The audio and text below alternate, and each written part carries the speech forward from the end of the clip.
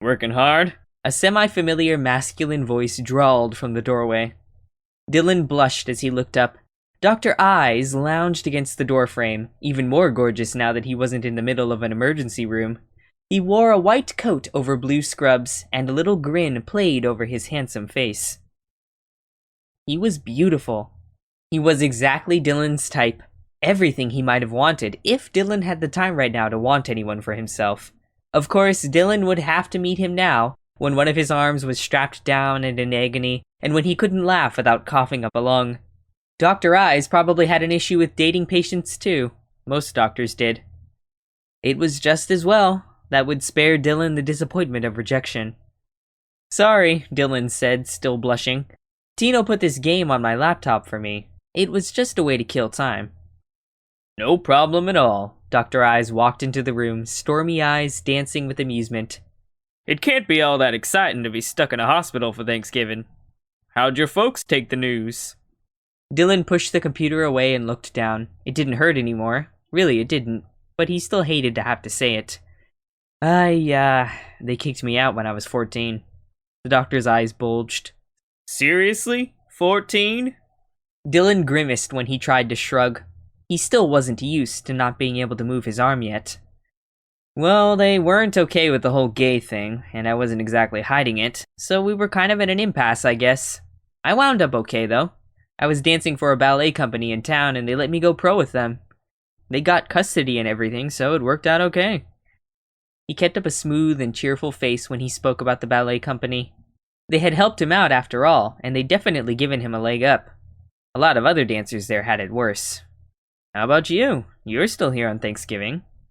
Well, someone has to keep an eye on this place, otherwise the inmates will be running the asylum for sure. The holidays are always a wild ride at the ER. I take Thanksgiving, and my second-in-command does Christmas. We're both here for New Year's. I guess that makes sense. Dylan nodded, slowly. I mean, you got all the drunk drivers on the road. He pitied those patients. He pitied himself. He couldn't remember having Dr. Eyes' hands on him, and neither would those people. What was wrong with him? Since when had he been this much of a horn dog? Well, you do have that. You've got a lot of that. You've got the weather, too. Around here, it's always unpredictable, and you sometimes have people who aren't used to ice and snow driving when they oughtn't. Then you get accidental ODs and family disagreements and bar fights, and on Thanksgiving you get the burns. Dylan tried not to laugh at the faux boredom in his doctor's voice. Burns? Oh yeah, deep frying the turkey is the big thing still. There's always a mishap, every time, sometimes 2 or 3, and they come here and I have to fix them up. He shook his head. Oh, hunting accidents too, and that's just for starters. What do you usually do on Thanksgiving if you don't go back to your folks? Dylan had been hoping that the doctor would have forgotten about that. If I'm not filming, I'm up in Canada. Their Thanksgiving is in October, and I'm always filming in October. He made himself grin and hoped that he didn't have anything stuck in his teeth. I mean, I won't pretend it doesn't get a little weird around holidays, but that's the life I signed up for, right? Dr. Eyes held his gaze for a long moment. Is it really? Then he shrugged. Anyway, I just came up to check on you. If everything's going okay, you should be able to leave here tomorrow. Dr. Arthur will probably want to look at your arm and check your incision, but he's not doing that today. And I think Dr. Rinaldi is going to want to check out your lungs, too. You need those for work, regardless. Thank you, Doctor. Dylan held out a hand to shake.